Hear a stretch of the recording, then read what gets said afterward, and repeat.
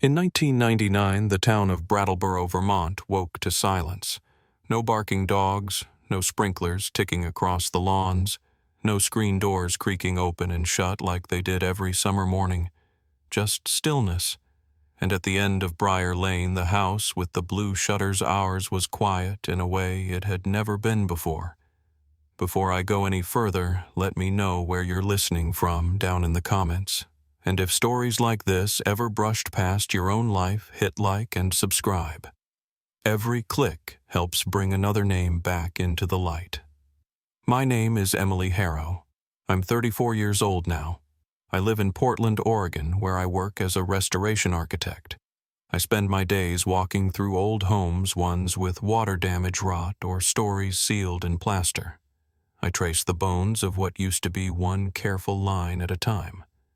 I've always been drawn to places time forgot, but I didn't understand why not until a few months ago. Growing up, I was adopted at age 8 by Liam and Lydia Harrow. They lived on the edge of a foggy town just outside Eugene. He taught high school biology. She worked nights at the hospital. We weren't the kind of family that talked a lot, but it was quiet, predictable. Safe. That's what I thought normal meant. Order quiet, no questions. And I never asked where I came from. The story was simple. I'd been found alone near the edge of the Vermont woods. No ID, no memory, no injuries. Just a torn teddy bear in my arms and a name, Emily. The caseworker said I hadn't spoken for 6 months. Lydia liked that part.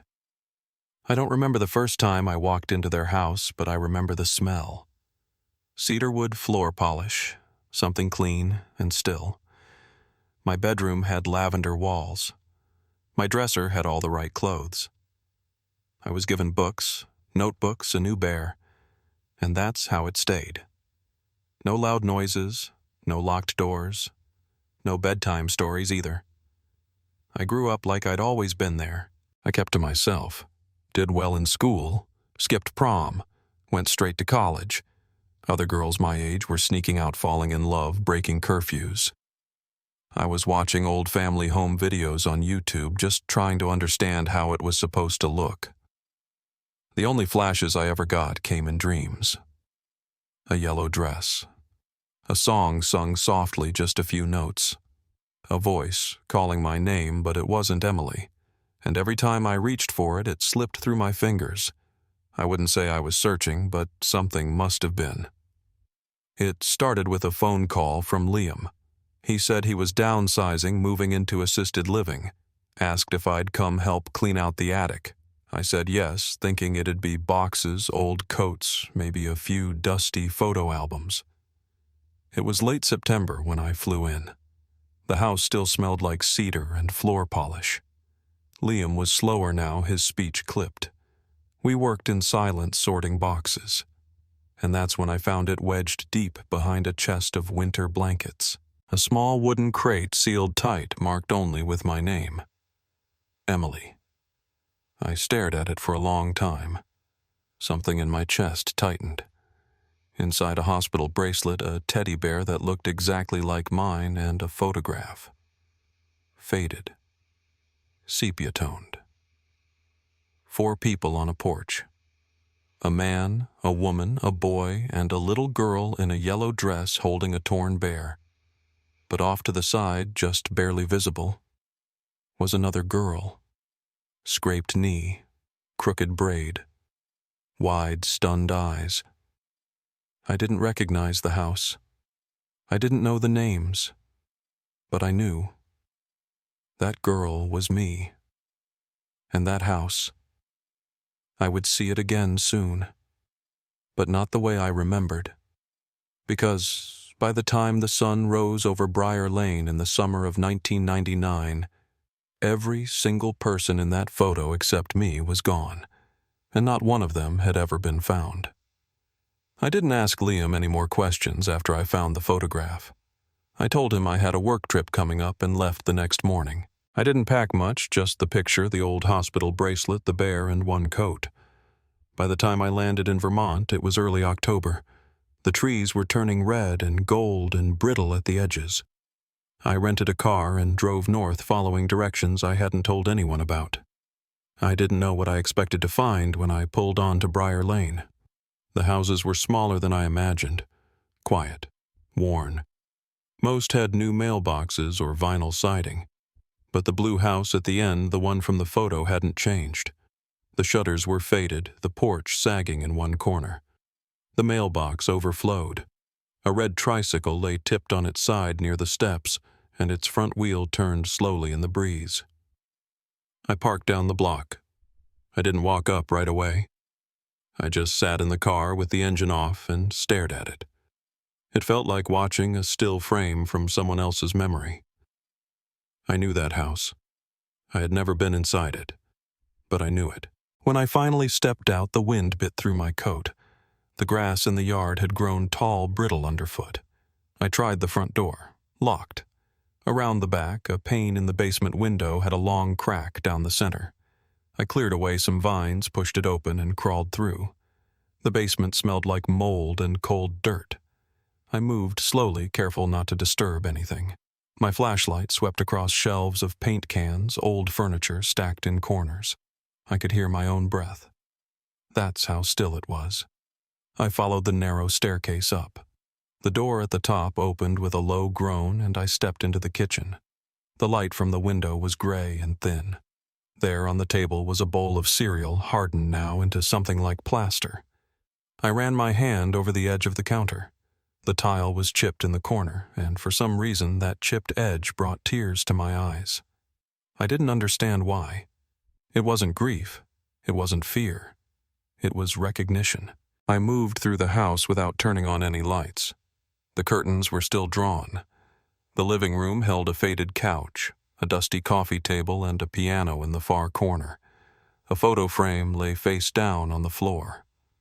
I didn't pick it up. Upstairs, the hallway smelled like old paper and something fainter lavender, maybe. There were 2 bedrooms. The first one had baseball posters on the wall and a mitt resting on the windowsill. A small shoebox under the bed held Polaroids, a boy and a girl smiling messy with chocolate Halloween costumes, a Christmas tree. One photo was different. The same 4 people from the picture in my father's attic standing in front of a moss-covered stone in the woods. On the back, in faded blue ink, someone had written, Day 5. Still no sign. Keep moving. I held that photo for a long time. Then I walked into the second bedroom. It was yellow, with pale wallpaper peeling near the baseboards. A toy chest sat at the foot of the bed. Inside plastic jewelry, a broken wand, a child's dress-up shoes. I stepped in front of the mirror and saw faintly letters drawn in the dust, E and H. My initials. I'd used those all through childhood when I thought they were mine. I leaned close. They looked like they'd been written with a fingertip years ago. Downstairs again, I tried the door to the basement. It resisted, then gave with a loud crack. I followed the sound of creaking steps and cobwebs brushing my arms until I reached the far corner. Something was tucked behind a broken shelf, an old wooden crate wrapped in a flannel blanket. I pulled it forward and lifted the lid. Inside were photo albums. Family vacations, birthday parties, little league games. One page was torn out. The next had nothing but a folded note taped to the back cover. It read in shaky handwriting, If someone finds this, her name is Emily. Please protect her. We didn't have a choice. I stood in that basement for what felt like a long time. I don't remember hearing the car pull up outside, but I remember the sound that followed a door closing, then footsteps on the porch. I froze. My heart pounded so hard I could hear it in my ears. Then the front door creaked. The knob turned. Footsteps crossed the kitchen. Slow. Intentional. I backed into the shadows. The man who stepped into the room wasn't young. Gray coat-worn boots, a satchel slung over his shoulder. He looked around like he'd been here before. Then his eyes found me. He didn't flinch. Emily Harrow, he asked. I didn't answer. He reached into his coat. I held my breath, but what he pulled out was a badge, worn creased at the corners. "Detective Samuel Callahan," he said. "Retired. I used to work the Williamson case." My hands were shaking. "You look exactly like her," he said. "Like Claire." It was the first time I heard the name out loud. He stepped further in, shut the door behind him. "You shouldn't be here. This property was sealed after the investigation, but I guess I lost any moral authority the day I stopped believing they left on their own." I told him about the photo I'd found, the bracelet, the house. He nodded, sat down slowly on the old sofa. "I know," he said. "I've been waiting for someone to come back. Figured it would be you." He looked tired. His hands trembled a little when he leaned forward. After they disappeared, everything turned into a circus. The feds came, then left. Rumors started. Some said Ethan was in debt. Others claimed Claire was cheating. One theory even blamed the kids. Jonah was only 9. But small towns, they eat their own. I didn't speak. I just walked back toward the stairs. "I need to see the rest," I said. He didn't stop me. In the hallway upstairs, the wallpaper had blue flowers curling at the edges. I walked through each room again, slower this time. Every object felt like something I should have remembered. And in the piano downstairs, I found it something hidden in the slot where middle C should have been. A folded sheet of paper. A map. Hand-drawn, labeled in careful, small handwriting. In the bottom corner, one more note. "If we don't make it back, she's with Liam." I stared at the name. My adoptive father. "They knew," I said quietly. "They knew I would survive." Sam stood. His face had gone pale. "There's something else you need to see," he said. We left through the back, followed a trail that cut into the woods behind the house. The trees were tall, the wind sharp, the light fading. After a few minutes, we reached a clearing. And there it was, the stone from the photograph. Moss-covered, tall, carved with initials. E+CJ. I crouched near the base and cleared away the leaves. My fingers hit something hard. A rusted metal box. Inside a baby bracelet, a small key, and a cassette tape. I looked up at Sam. "What is this?" His voice was quiet. "Proof," he said. "Some of what we never found." We walked back in silence. The sun had started to set. The cold had settled deeper into the ground. I didn't ask what came next. I didn't need to. Something had already shifted, and whatever it was, we'd just begun to uncover it. We didn't speak much on the drive back to town. The cassette tape stayed tucked in my coat pocket along with the baby bracelet and the old iron key.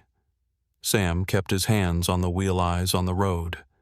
He drove the way people do when something's weighing on them, not fast, not slow, just deliberate. I didn't ask what he was thinking. I was too busy holding the map in my lap, trying to make sense of the crude drawings Claire had left behind.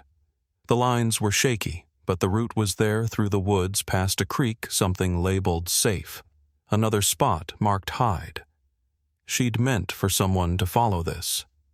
And for the first time in my life, I felt like I was reading something written just for me. Sam's house sat a few blocks off Main Street.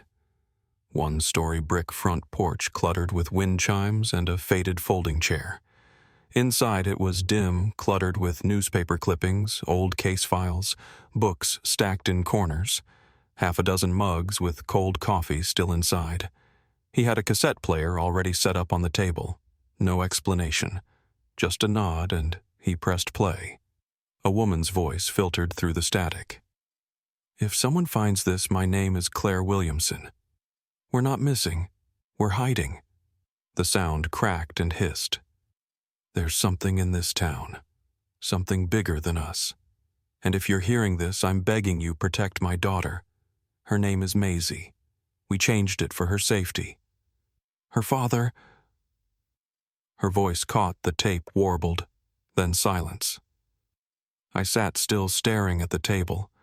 I didn't know what to do with what I'd just heard. Sam turned toward me, jaw clenched. He did things, he said. Dangerous things. Not criminal, but he stumbled into something.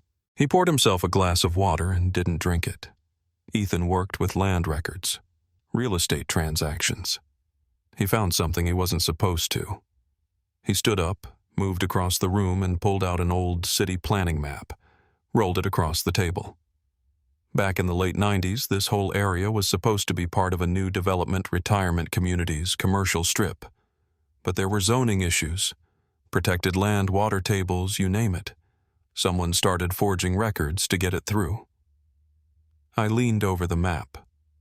Sam tapped the name scrawled in the corner. Thomas Halbrook, on the council at the time, owned a private development firm, ties to everyone, the mayor, the police chief, the planning office. When Ethan started asking questions, things turned fast. Too fast. He paused, studying my face. They came to me, Claire and Ethan, showed me part of what they found. They were scared, told me they were going to disappear. I didn't know what to believe. So you helped them? I asked. He nodded, but slowly. I tried. I told them where to go, that I'd do what I could to delay things.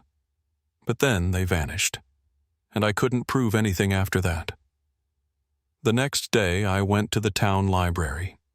It still had the same green awning I remembered from the photos. Inside, it smelled like dust and lemon oil. A woman named Grace Langford was working behind the counter, white hair, pinned up cardigan sleeves pushed to the elbows. I asked if she knew Claire Williamson. She blinked once, then nodded. She was my best friend, she said softly. We sat at a back table out of view. I helped her change the records, Grace whispered. Helped her scrub school files, rewrite medical histories. I thought we could buy her time. But it wasn't enough. I showed her the photo from the attic. Her hand trembled as she held it. I remember that day. It was taken right before they left. Jonah had a bruise. Claire said he'd fallen, but... She didn't finish. I asked if she knew where they went. She shook her head. She didn't tell me. Said the less I knew, the safer I'd be. Then she reached under the counter and pulled out a cloth-bound journal, edges worn thin. She gave this to me the day before they disappeared, told me not to read it unless something happened. I opened it slowly. On the inside cover in neat cursive, it said, "For Maisie, in case I'm not there to tell you the truth myself." The entries weren't long. Some were lists, errands, phone numbers, safe places. Others were letters that trailed off mid-sentence. The handwriting changed, got shakier. There were names, real estate agents, lawyers, city officials. Some had X's beside them. Others had notes in the margins. And one name appeared more than any other, T. Halbrook. Back at Sam's house, we laid out everything we had. Claire's map, the Polaroids from the shoebox, the bracelet, the cassette, and now the journal. The story that began to form wasn't neat. It wasn't finished. But it was enough. Enough to see the pattern. Enough to know it hadn't been a random disappearance. It had been a plan, and a desperate one. Sam leaned back in his chair. "You know what this means," he said. "If they ran for a reason. And someone was chasing them." That night I didn't go back to the motel right away. I sat in the car outside the Williamson house for almost an hour. The porch was still dark. The tricycle still lay where I'd first seen it.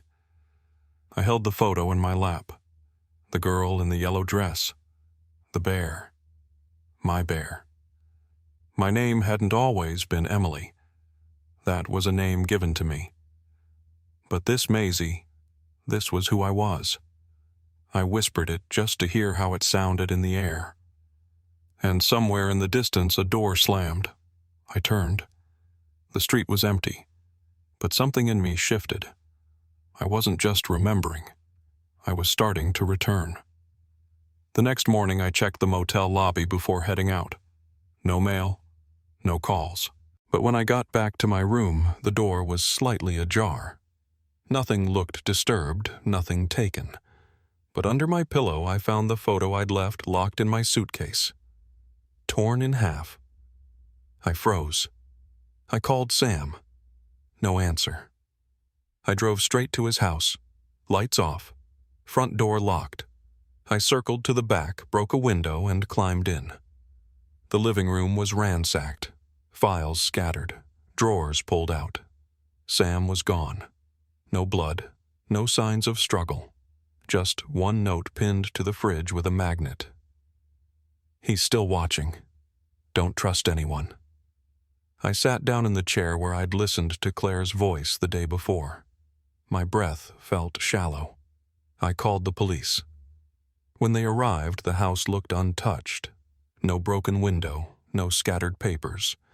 The note was gone. No one believed me. They wrote it off as stress nerves, maybe exhaustion. I tried to explain. They didn't listen.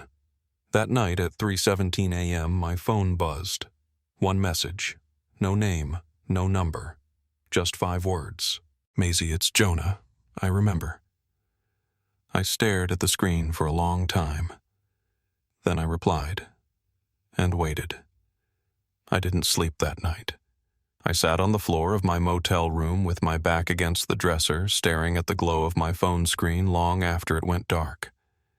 I checked the message again every few minutes like the words might change. Maisie. It's Jonah. I remember. No punctuation, no number to trace. Just a name that had lived in the corners of my memory for 26 years. I answered right away, but nothing came back. Not that hour, not that night. I left the lights on and my shoes by the door. When the sun finally came through the curtains, pale and thin, I still hadn't moved. That morning, a second message came, slipped under the door. Folded, no envelope, no return address. Just coordinates scrawled in small, cramped handwriting and a short line beneath them. You weren't supposed to find the photo. Meet me where it all began. Noon. Come alone. I entered the coordinates into my phone. It dropped a pin halfway between Brattleboro and the New Hampshire border, just off a narrow stretch of cracked asphalt and state forest where the cell towers gave out. It didn't feel safe, but it didn't feel optional either. I packed the photo, the map, and the bracelet. I left the torn copy behind. I drove out just before 10. Didn't call anyone. Didn't tell the front desk I was leaving. The road narrowed the farther I went, trees pressing close on both sides. Somewhere past the last mailbox, the pavement ended. I pulled off and followed the path on foot. The air was still, damp leaves underfoot. A scattering of birds, then quiet. The woods grew dense, the trail barely visible. But just before noon, I saw it tucked into a small clearing leaning hard to one side. A structure. Part cabin, part shed.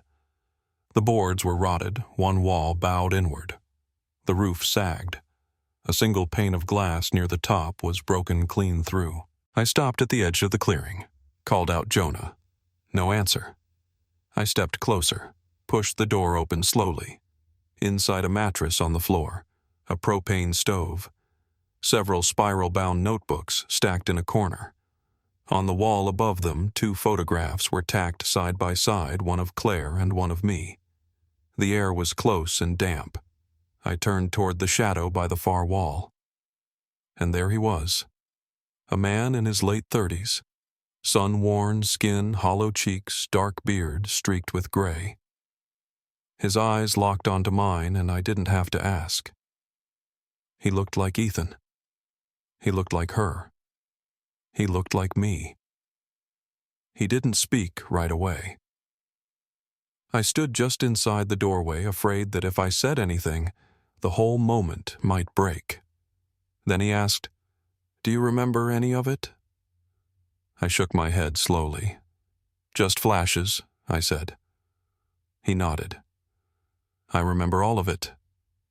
His voice was quiet. He moved toward a wooden crate, sat down on it like it had been his chair for years. "You and I were supposed to stay together, but Mom split us up to keep us safe. She gave you to someone she trusted." I stayed behind. I stepped further in, sat across from him on the edge of the mattress. "What happened to them?" I asked. Claire. Ethan. Jonah looked down at his hands. They were killed. The night after we reached New Hampshire. Cabin fire. The paper said it was an accident. But I saw it. It wasn't. He told the story, slowly stopping often, like every part of it was something he'd lived 100 times in his head. They had made it across the state line, found shelter with a friend of Ethan's, a small cabin out past the ranger station. Claire wrote at night. Ethan made copies of documents. They thought they had enough to take to the press, but someone followed them, someone they thought they could trust. A cop, Jonah said. He came at night. He had matches, gasoline. He didn't knock. He just started it. I stared at him. Jonah looked at me steady and calm. Sam Callahan. I shook my head before I could stop myself. No. He helped me. He's the one who found me. He gave me the tape. Jonah's expression didn't change. He's the one who sold Dad out. He took money from Halbrook. When Halbrook died, Sam buried the rest. He's been covering his tracks ever since. My breath caught. I saw his house. It was torn apart. He left me a warning. He's still watching. Jonah stood. He left you theater. He knew you were getting close. He wants you to believe he's one of the good ones. That's always how he worked. I reached into my coat, pulled out Claire's journal, handed it to him. He flipped through the pages until he got to the last one. It's not complete, he said. She had another one, a second journal. She used to write in it at night after we left Brattleboro. I think it's still out there. I looked at him. Then we find it. He hesitated. We can't do this alone. This is bigger than both of us now. I said, we already survived it once. We owe them the truth. He nodded, and we agreed to meet again in 2 days. He'd go underground, reach out to old contacts. I'd follow a new lead Grace had given me, a man named Vernon Chase. An old surveyor who once worked under Halbrook and vanished just after the fire. She believed he might still be alive. I found him at a care home 2 counties over. He was 87, mostly quiet, but when I mentioned Claire's name, he sat up. She was smart, he said. Braver than all of us. He told me about Halbrook, about the fake deeds, the forged signatures, about protected land being sold off behind closed doors, about officials who signed off without asking questions. Claire had discovered it all. She hadn't meant to, just helping Ethan organize files. But once she knew, she couldn't look away. Halbrook threatened the kids, so they ran. They were desperate, Vernon said. They thought Sam would help. But I told Claire don't trust him. Not fully. I leaned in. Did she leave anything with you? He nodded. The real documents. Told me to bury them near the creek behind the ranger station. I never told anyone. Not until now. I thanked him, drove straight to the site. Dug for over an hour until my fingers bled through my gloves. Then the shovel struck metal. A case weatherproofed, sealed shut. Inside property, deeds with forged signatures. Financial ledgers. 1 ledger with Sam Callahan's name. 5 payments, logged over 2 years. A transcript of Claire's taped confession. A final page signed by Ethan listing every name involved. I sat in the dirt, holding the papers to my chest as the wind passed through the trees and the light faded through the branches overhead. This was it. This was the truth. And someone had always known. I stayed by the creek until the light dropped behind the trees, the metal case still open beside me in the dirt. I didn't move for a long time. The documents inside were dry, layered carefully in plastic sleeves, dated and signed, some in Claire's handwriting, others in Ethan's. They told a story in numbers and initials. Land transfers that shouldn't have existed. Money wired to names I didn't recognize. And then, tucked at the back, 5 entries marked SC, spaced months apart. Each labeled the same way, consulting. But the dollar amounts were large, too large. I knew what they were. They were payments, and the initials were Sam Callahan's.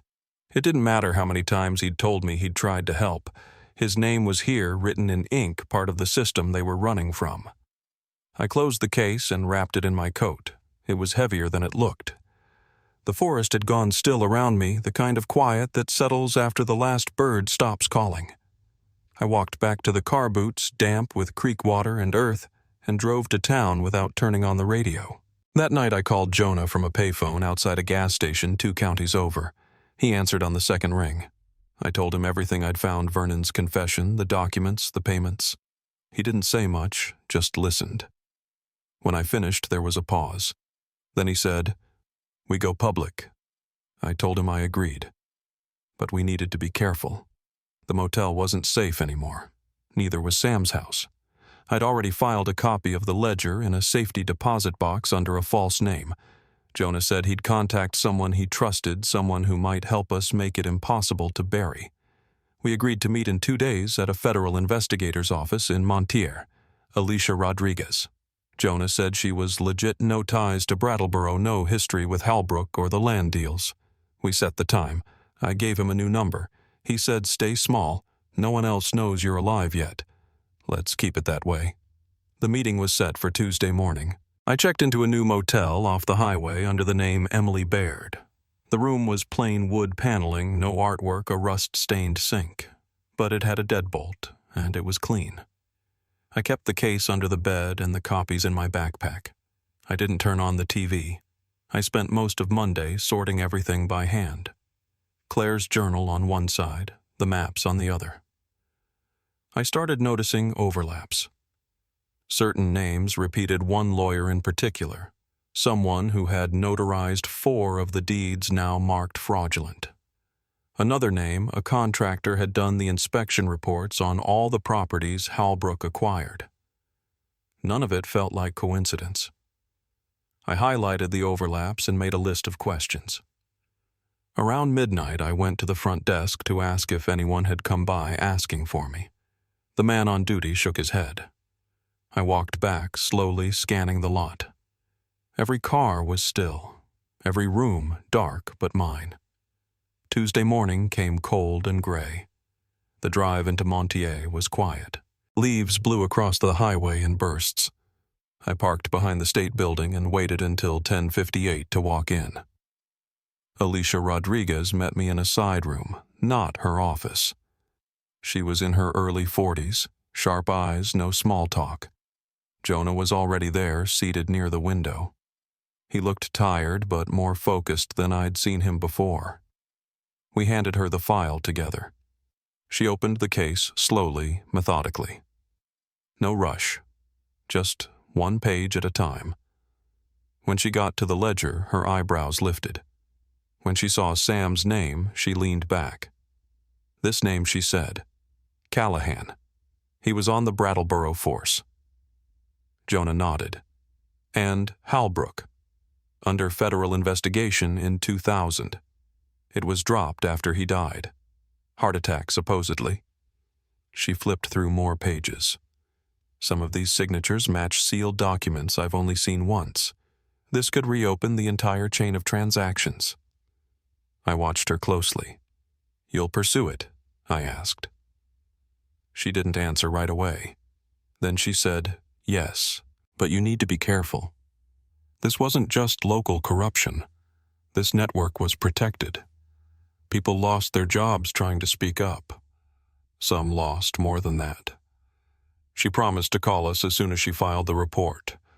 We thanked her, shook hands, and left through separate exits. I waited for Jonah in a diner across the street. He was supposed to meet me for lunch. I ordered coffee, then another. 2 hours passed. I called his number 5 times.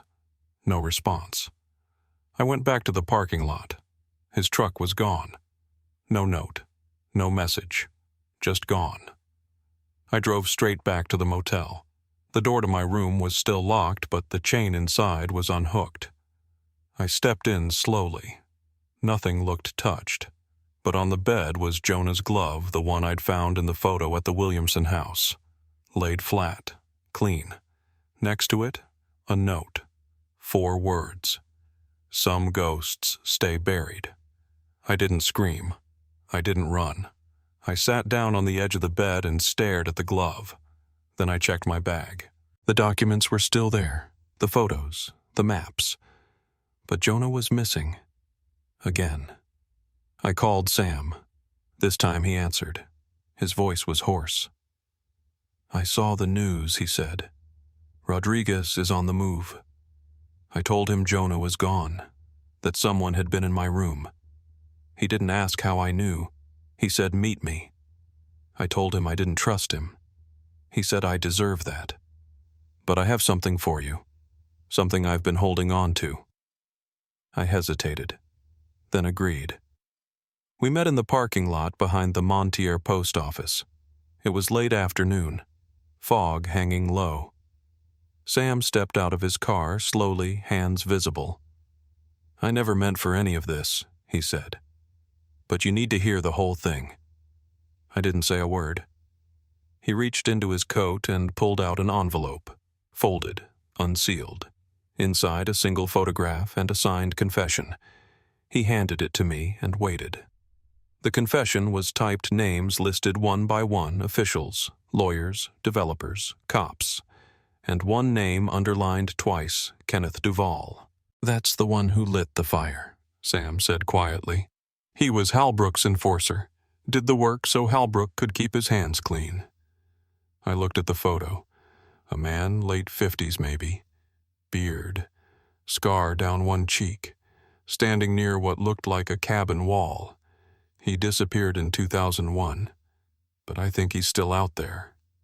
Sam stepped back. "You want to know what happened to your parents? Find him." I tucked the photo into my coat. Sam didn't ask for anything in return. He just said, "Be careful. If Jonah's alive, they'll use him." Then he got in his car and drove off. I stood in the lot until his taillights disappeared into the fog. I didn't know where to go next. But I knew one thing: this story wasn't finished. And whatever they'd tried to erase 26 years ago was starting to surface. Again. I didn't go back to the motel that night. I drove for hours back roads, mostly changing direction every time I passed a truck that lingered too long in the mirror. Somewhere outside of Bellows Falls, I found a pay-by-the-week place tucked behind a shuttered gas station. It had one working light in the parking lot and no cameras, which made me feel safer and worse at the same time. I paid cash and didn't give a name.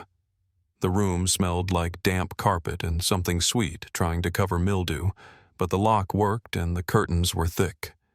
I sat on the bed and laid out the envelope Sam had given me. His confession typed and signed. The photograph of Duvall's scar on his cheek. A partial plate number for a car traced back to an address outside Albany. A name I hadn't heard before, an old alias maybe. I copied everything by hand twice, then tucked the originals inside the lining of my backpack. If something happened to me, I wanted the trail to stay warm. In the morning, I stopped at a cafe that looked like it hadn't changed since the 70s. The waitress called me honey and brought coffee before I asked. I sat near the window and called Alicia Rodriguez. Her number rang twice before cutting out. I tried again, straight to voicemail. I stared at the screen and felt my hands go cold. She'd seemed steady, cautious, but she'd also taken the files, and someone had known where Jonah was staying. I tried her office. The line connected, but no one answered. I hung up before the machine kicked in. I looked down at the napkin under my coffee cup and saw my hand shaking. I pressed my palm flat against the table until it stopped. That afternoon, I drove back into Brattleboro. I hadn't been back in days, and every corner of it now felt unfamiliar. Same buildings, same traffic lights, but different. Slower. I kept the windows up and the visor low. When I reached the library, I didn't go in. Grace Langford was still working there. I could see her through the window, shelving returns near the back desk.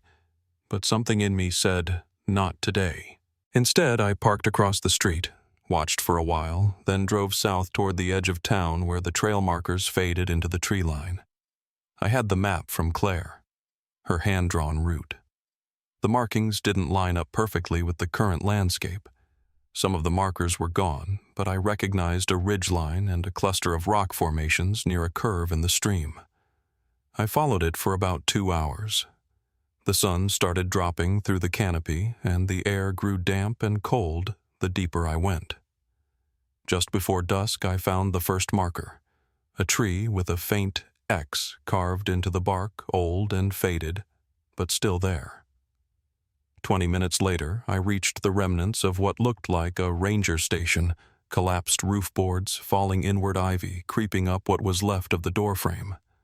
I stepped inside carefully. The floor creaked, but held. It smelled like wet ash and rust. I scanned the walls, the floor, then the base of the chimney. Behind a loose brick, I found a metal coffee can half collapsed, wrapped in a strip of wax paper. Inside, 5 negatives. Old, curled, but intact. I slid them into my coat pocket and left before the sun dropped completely. Back in town, I brought them to a photo lab a few blocks off the square. The man behind the counter didn't ask questions, told me to come back in 3 hours. I walked the length of the block 5 times before going into the diner on the corner. Sat in the booth furthest from the door, drank water I didn't want. The prints were ready when I returned. 5 photographs. The first showed Claire holding me, Maisie wrapped in a thick jacket. The second, Jonah flashlight in hand, a bruise visible on his left cheek. The third, Ethan hunched over a table scribbling something on a notepad. The fourth, a small cabin barely visible through the trees. And the last, a man obscured standing just beyond the clearing, partially turned away, but the scar was visible. Duval. I held that photo in my hands until my fingers went numb. The timestamp read October 16, 1999, 10 days after the Williamson family had been declared missing. I showed the photo to a hardware clerk the next morning, a man in his 70s who'd grown up in the area. He studied it, then said, "That's the cabin up near Red Hollow. Burned down in the early 2000s. Wasn't much left after the fire, but the land still belongs to somebody." I asked who. He dug through a folder behind the counter and came back with a name. "Halbrook," he said. "Still on the deed. Guess no one ever sold it." The skin on the back of my neck prickled. I thanked him, left, and drove north again, this time toward Red Hollow. The road curved upward gravel, giving way to packed dirt until I found the lot. The cabin was gone, just a blackened foundation overgrown with moss and weeds. I stepped over the stones and saw what looked like charred beams sunk into the soil. Under a pile of weathered wood, I found something buried, an old leather-bound planner burned at the corners. I opened it slowly. Inside, receipts, names, handwritten meeting notes. One envelope folded inside, addressed in block letters to Ethan Williamson. Inside the envelope, a single sheet. Dated October 4th, 1999. "You have 3 days to hand over the documents. I don't care where you run. You and your family can't hide forever." It was signed T.H. I drove straight to the State Police Archives in Montier. The woman on duty recognized the name. She flipped through a file and paused. Halbrook was under federal review back then. Land theft, forgery, bribery. Case got shelved when he died in 2003. She looked at the letter. "If you're holding this, you've got leverage. But tread carefully." He had reach. I showed her Claire's journal. Her eyes narrowed. This could blow the whole thing open. I nodded, then asked, "Have you heard from Alicia Rodriguez?" She hesitated. "Not since yesterday." I didn't like the way she said it. That night, I returned to the motel to find the door unlocked again. Nothing stolen. Nothing moved. Except one thing, the original photo of Claire and me now torn again, this time diagonally through Claire's face. I checked my phone. No calls, no messages. Then I noticed something tucked into the seam of my coat, something I hadn't put there. A cassette tape. No label, no case. Just one piece of masking tape on the edge with a name written in shaky black ink. Claire. I sat down on the bed, inserted it into the player I'd brought from Sam's house, and pressed play. Her voice crackled through the static. "Maisie." If this reaches you, you were the bravest of us all. We made mistakes, trusted the wrong people, but we loved you more than life. Jonah, if you're with her, know I forgive you. I am proud of you. Don't let fear be louder than truth. Don't let silence become your story. I didn't move until the tape ran out.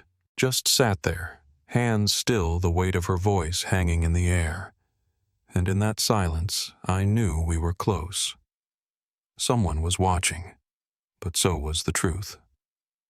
When I woke up the next morning, the tape was still in the player. I hadn't touched anything since Claire's voice filled the room. I didn't replay it. I didn't need to. Her words were burned into the air, into the walls, into me. I sat up slowly, still half-dressed, and checked my phone. No new messages, no missed calls. Just the one photo of Duval and the list of names I'd copied the night before sitting on the desk under a coffee mug. I folded the list, tucked it into my jacket, and went to check out. I didn't leave my real name. Again. At this point, I wasn't sure what it meant to move freely through a town like this one, where every name seemed to belong to someone who either vanished or kept something buried. By mid-morning, I was on the road to the Montier courthouse to check for any trace of Alicia Rodriguez. There was police tape across the front steps. A cluster of reporters with camera crews were standing behind barricades. I pulled into the alley around the side and parked 2 blocks away. As I approached, I caught fragments of what the reporter was saying into her mic, something about a suspicious death found inside her home. A state investigator, female. The footage cut off, but I didn't need confirmation. My stomach sank. Alicia was gone. I stepped back from the crowd and turned down the nearest side street. I didn't remember walking. I just remember hearing my footsteps echo too loud in the narrow alley, like the town was holding its breath. I called Jonah again. Still nothing. The last message from him had come 3 days earlier. I tried Sam. This time he picked up on the second ring. I didn't waste time. "She's dead," I said. "Rodriguez." There was a pause. Then he said, "I know." He sounded rough, like he hadn't slept. "Where are you?" I gave him a location near the edge of town, a parking lot behind the post office. He said, "Wait there." When he pulled in, he didn't park, just let the engine idle and stepped out slowly. His coat looked the same as it had a week ago, but he moved differently. His hands trembled as he reached into his inside pocket and pulled out another envelope. "This is all I have left," he said. Inside was a photo of Duval. This one clearer, older, grayer, the scar sharper, and a full name, Kenneth Duval, former Brattleboro officer. Disappeared in 2001. He was Hal Brooks' fixer, Sam said. The one who lit the match. I never proved it. But I saw enough to know. I asked him why he didn't come forward years ago. He looked at me for a long time before answering, because I thought I could fix it quietly. I was wrong. I've been wrong since the night I told them I could protect them. I didn't know whether to believe him. Every time I got close to the truth, it shifted. But he reached into his pocket one more time and handed me something unexpected, a small audio recorder scratched and dented. "I've had this for over 20 years, he said. "Claire gave it to me the night before they ran." I couldn't listen to it then. I didn't want to hear what I already knew. I asked him if he'd listened to it since. He shook his head. "That's not mine to hear," he said. "It's yours." We drove back to the ranger station ruins together. I didn't ask why. He didn't explain. It felt like the only place that still held anything that mattered. The air was colder now, sharper around the edges. The trees had gone quiet. Sam stood just outside the clearing while I walked to the spot where I'd first dug up the metal case. I sat on the same rock Jonah had once hidden behind. I played the tape. Claire's voice was slower this time. More tired, but clearer than I'd ever heard it. "Maisie," she said, "if this is the last thing I ever say to you, I want you to know. You were the reason we didn't give up. You were the light. You and Jonah both. We made mistakes. We trusted people we shouldn't have. I don't blame him. I never did. Her breath caught. If you're together again, please take care of each other. Don't waste time being afraid. Don't let the silence win. I didn't cry. I don't know why. Maybe because hearing her voice now didn't feel like grief anymore. It felt like purpose, like a thread I could finally follow without it snapping. I looked back at Sam. He wasn't watching me. He stood facing the woods like he was waiting for something to step out of them. I said quietly, "You told me you tried to help, but Jonah said you were the one who gave Halbrook the location. He didn't turn. I gave them a map. I thought I was giving them a way out." I stood. "But you knew Duval was on the payroll." He nodded once. Not at first. By the time I realized it was too late. They were gone. We drove back in silence. When he dropped me off at the motel, he didn't say goodbye, just handed me another folded slip of paper, an address in upstate New York. "That's where he is," he said. "Duval." Then he pulled away and disappeared down the road. That night, Jonah was found outside a truck stop near the Vermont border, barely conscious, bruised, bloodied, but alive. He'd escaped from a basement, said he'd been kept underground for 2 days before managing to crawl through a boarded-up hatch. A driver spotted him stumbling down a service road and called it in. I met him at the hospital. He couldn't speak at first, but when he saw me, he reached for my hand. The same hand I hadn't held since we were children. He whispered it was him, Duval. He's still out there. The next morning, Jonah gave a full statement. Names, places, dates. He identified the man in the photos, confirmed the tapes, backed up Claire's confession. Within 48 hours, federal agents found Duval in a trailer outside Shroon Lake. He didn't resist. They brought him in without a headline. No cameras. Just silence. But inside that silence, the story had already started to move. They placed me and Jonah under protective custody. The documents I'd gathered were copied and sealed. The FBI reopened the Williamson case as a homicide investigation. Claire and Ethan were officially declared victims. And for the first time in 26 years, my real name, Maisie Claire Williamson, was unsealed. I thought that would feel like an ending. But it didn't. It felt like the first moment I could breathe fully. And as the truth made its way into the world, quiet and steady, I realized something else. We hadn't just found a name. We'd reclaimed a life. And we weren't done yet. They placed us in a safe house just outside Albany, Jonah and I side by side again, after all those years apart. The rooms were sterile, unadorned, furnished like a temporary life. Twin beds, bottled water, neutral paint. The windows had thick blinds. There was a buzzer on the front door that went off every time someone entered the hallway. Federal agents rotated in shifts. We weren't supposed to leave without escort. But for the first time, I wasn't thinking about escape. I was thinking about what came next, what to do with everything we had gathered. Jonah moved slowly those first couple days. His ribs still bruised his face, patched with gauze and healing scabs. But his mind was steady.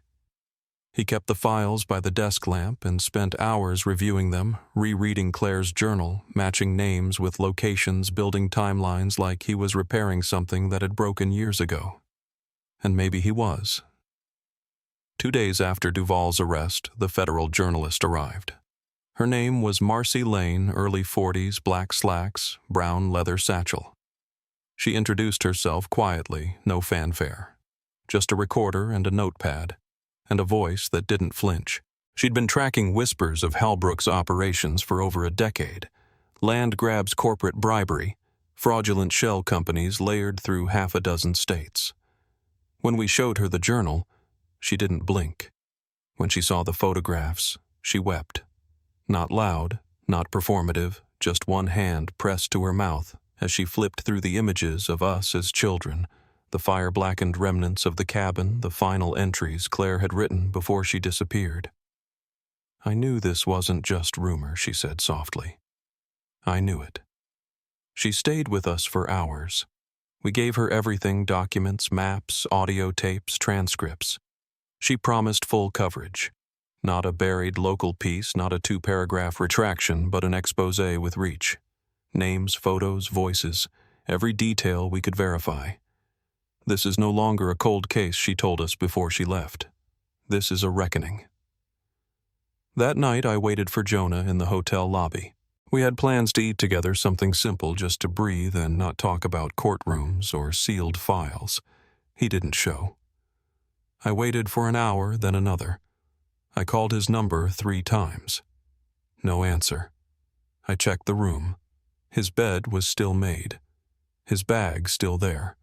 But his wallet was missing, and the files, every copy, every scan gone. I ran to the front desk. The agent on duty hadn't seen him leave. The cameras in the hallway had cut out during a brief power flicker just before 6:00 p.m. I called Marcy. She hadn't heard from him. The next morning, I woke to a knock on my door. It was one of the agents. He held something in his hand, something wrapped in a clear evidence sleeve. Jonah's glove. The same one that had been left in the Williamson house all those years ago, the one he'd kept in the shoebox, then again on the motel bed. Now it sat on the nightstand like a message. There was a note inside the evidence bag. 4 words scrawled in block letters: some ghosts stay buried. Stay. I didn't cry. I called Sam. He was already on his way. When he arrived, something in his face had changed. The weight he carried before wasn't just guilt anymore, it was fear. I told him everything. He listened, jaw tight. Then he reached into his coat pocket and handed me one last cassette. Claire recorded 2 tapes, he said. I gave you the first. This one she made the night they left. I held on to it because I couldn't face it. But maybe you can. We drove out to the ranger station, Remains again. I brought the old player with me. We sat under the same trees where I'd first dug up the metal case. The forest was quieter now, as if even it had heard the names being spoken again. I pressed play.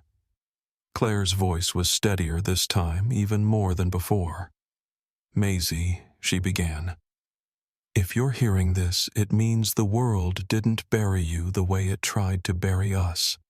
It means you found your brother. It means you lived. I don't know what will be left behind. I don't know who you'll be when you hear this, but I hope you know that we fought to keep you safe.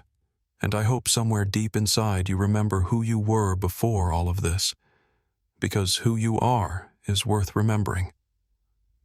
I closed my eyes and listened to her breathe. Just the sound of her alive. Somewhere out in the world at that moment, the man who had chased her, burned her home, erased her name, was sitting in federal custody. Kenneth Duvall had given a partial confession already. He admitted to working under Halbrook, admitted to intimidation, relocation threats, witness coercion, but he refused to admit to murder. There were still no bodies, no physical proof that Claire and Ethan had died in the fire. Just smoke and ash and silence. That silence had carried for 26 years. Now it was breaking. When the article went live, it spread quickly. National coverage, names exposed, photos resurfaced, the map, the journal, the taped voice of Claire whispering across time. Halbrook's development firm was placed under formal investigation. Bank records were frozen. 2 surviving board members were subpoenaed. And the town of Brattleboro was forced to acknowledge what it had long tried to forget, that a family hadn't vanished in 1999. They had run, and they were right to. I returned to the house on Briar Lane by myself. It had been preserved since the investigation reopened, declared a historical site not for its architecture but for what it had come to represent. The rooms were restored to how they'd looked before the disappearance. The red tricycle was back on the porch. The piano sat in the corner, middle C still missing. In a glass display case near the entryway was the red heart necklace I'd worn as a child. Next to it sat Claire's journal open to the first page. I walked through slowly. touched the doorway with the initials carved in, stood in the yellow bedroom where the mirror still held a faint E and H traced into the dust. I wasn't sure if it had been preserved or retraced. Maybe it didn't matter. Jonah was still missing. But I didn't feel alone, not like before. Now, when I stood in that house, I didn't feel erased. I felt remembered. I took out the photo we'd taken the week before, the one of Jonah and me standing side by side in front of the Williamson house. Behind us, a framed photo of Claire and Ethan. I pinned it to the wall just above the piano, and then I walked to the creek where we'd found the box sat on the same rock and began to write. Not a report, not a list, just a letter. "You didn't get to see me grow up," I wrote, "but you saved me anyway." They called it survival, but really it was love. I folded the letter and buried it under the same earth that had once hidden the truth. Then I walked back into town as the sun set through the trees slow and golden. I didn't look back, not yet. There was still one part of this story left, and I wasn't finished telling it. The house on Briar Lane is quiet now. They keep it open a few afternoons a week, guided tours. Local students, the occasional traveler who read the article and followed the road out of curiosity or memory. I don't go often, but I do stop by sometimes just to walk the front path to stand where the tricycle used to wobble in the breeze. The necklace still rests behind the glass near the piano. The journal, too. A part of Claire's voice preserved. I leave it all just as it is. After the article went national, more stories came forward. People who remembered things they hadn't said before. Old employees of Halbrook's firm. A city clerk who'd buried paperwork under pressure. A neighbor who now admitted he saw a man watching the Williamson house the night before the family vanished. All of it was added to the case file now marked permanently open in federal records. The name Williamson, once erased, now attached to one of the longest buried land fraud cases in state history. But for me, it's not about the headlines. It's about the people who never stopped telling the truth even when no one wanted to hear it. Jonah never came back. Not officially. No message, no call, just gone again. But this time, I don't feel abandoned. I feel like he's watching from somewhere quieter, somewhere safer. He told me once that Claire used to say the loudest stories weren't always the truest ones, and that sometimes walking away is how you stay whole. I believe he's still out there, maybe rebuilding what was lost, maybe just living without needing to explain. As for Sam, his testimony helped convict Duvall. The man pled guilty to obstruction, witness intimidation, and conspiracy to commit arson. He never confessed to murder, but the court ruled Ethan and Claire's deaths as homicides based on the evidence we brought forward. Sam was never charged. He gave everything he had, then disappeared quietly into retirement.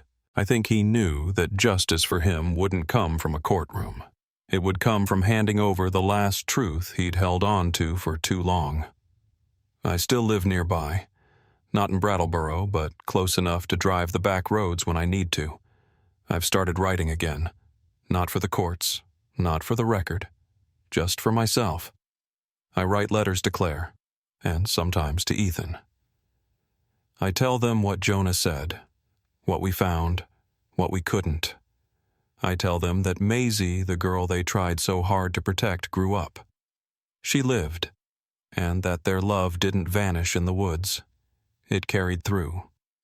Most days I live quietly. I visit the creek behind the old ranger station every spring. The spot where the box was buried has long since grown over, but I still know where it is. I sit on the same stone and listen, for the wind, the trees, the past, for the kind of silence that no longer feels like fear, but like peace. What this story taught me, what I hope stays with you, is that truth has weight.